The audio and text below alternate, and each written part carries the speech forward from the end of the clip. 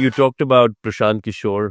And is that when he was working with Mamata, was that the time that you came into contact? No. Actually, Prashant Kishore and I first met in 2014. He was living in Narendra Modi's house. Right. He was the chief strategist for Absolutely, yeah. After Narendra Modi wins with an absolute majority against impossible odds, through a campaign largely structured, engineered, and implemented by Prashant Kishore. Right. Prashant Kishore leaves Modi. There are reasons for it. I think he is the best person to explain. Some months after that, I got a call from an unlisted number, and the voice on the other side said, "Namaskar, Pavan ji, मैं प्रशांत किशोर बोल रहा हूँ."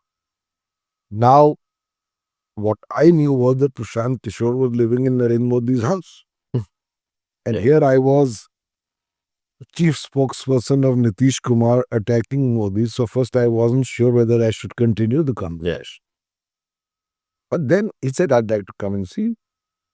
I meet everybody. Of course. I said, "Fine." That's when we began. We go back to. We had several meetings. Finally, I invited Nitish Kumar home for dinner. Right. Called Prashant also. They met. We met. And the next thing, Prashant Kishore had moved from Narendra Modi's residence, where he was, To Nitish's. to Nitish Kumar. We had been together since the Bihar campaign of 2015, Right. which we won. Then we were both expelled together on the same day by the same letter, as I said, by Nitish Kumar.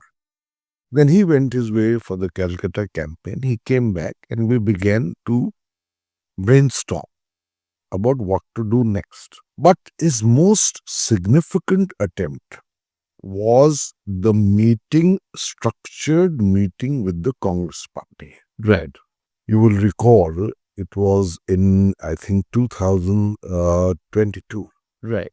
This is when the Congress is talking about restructuring, After reorganization. it was after the West Bengal Assembly win. Right. And from what I know, Sonia Gandhi reached out to Prashant, with whom they had worked earlier in the UP election. Right. And Prashant gave a 570 slide presentation. He had done a lot of work on restructuring and reinventing the Congress party, grassroots upward. He was the only person on the other side. And that team consisted of Sonia Gandhi, Rahul Gandhi, Priyanka Gandhi, and so on and so forth. They were a team of 11, 12 people. Right.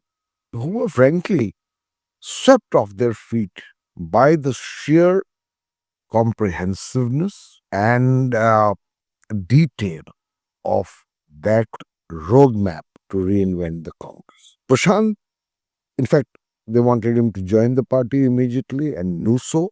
Prashant only asked for one thing. He said, "I will be part of a 4-member committee. I will do anything I do will have the approval of the Congress president. Right. Right. But after that, I do not want the implementation to get into any bureaucratic hooplas." Right. Because we don't have the time. From what I understand, So just putting into context, this was 2022, and he would have been working for the 2024 general election. correct. So the time was short. And I think this was in the first half of 2022. Apparently, Rahul Gandhi said the system must remain the same, that what is proposed, once approved, must go through the organization secretary of the Congress, Mr. K.C. Venugopal. Right.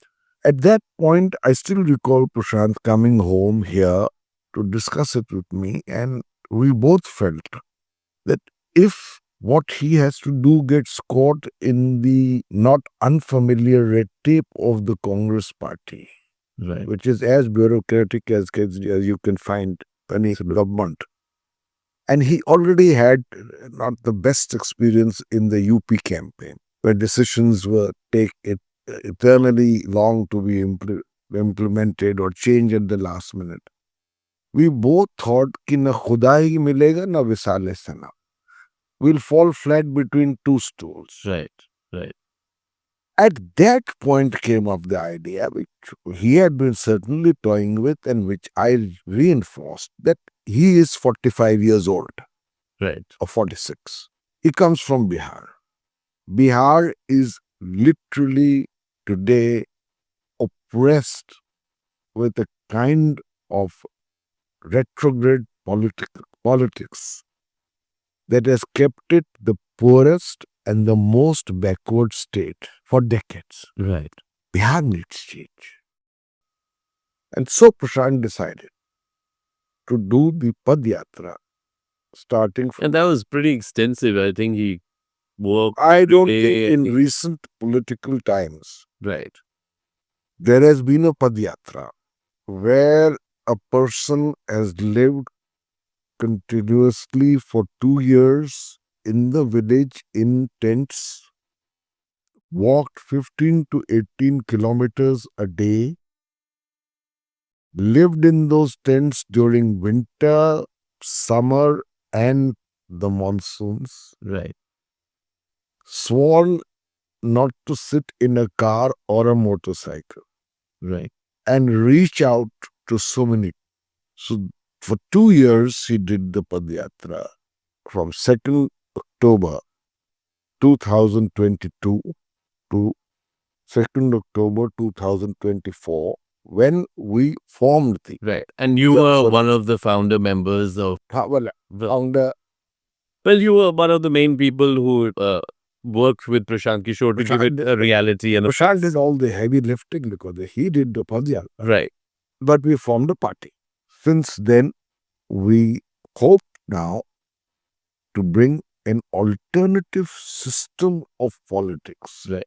to Bihar, to change Bihar. Right.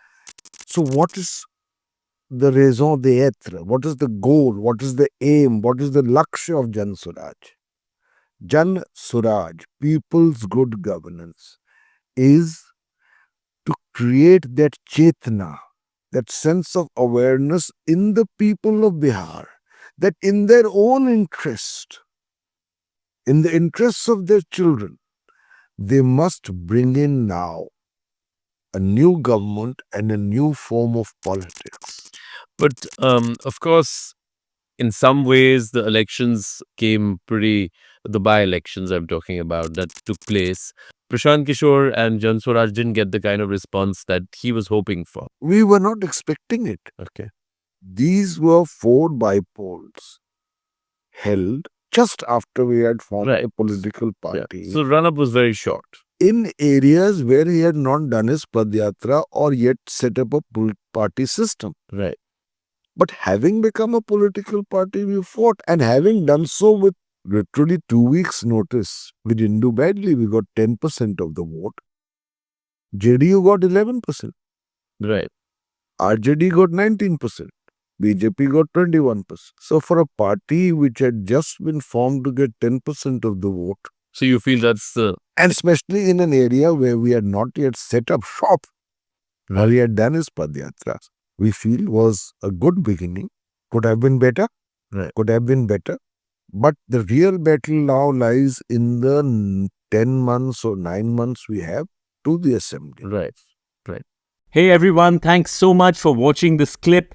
As you know, we are taking a deep dive into some complex issues and decoding them for you. So don't forget to check out more content on our channel. And also, we'd love to hear back from you with your comments and your suggestions. So let's explore together.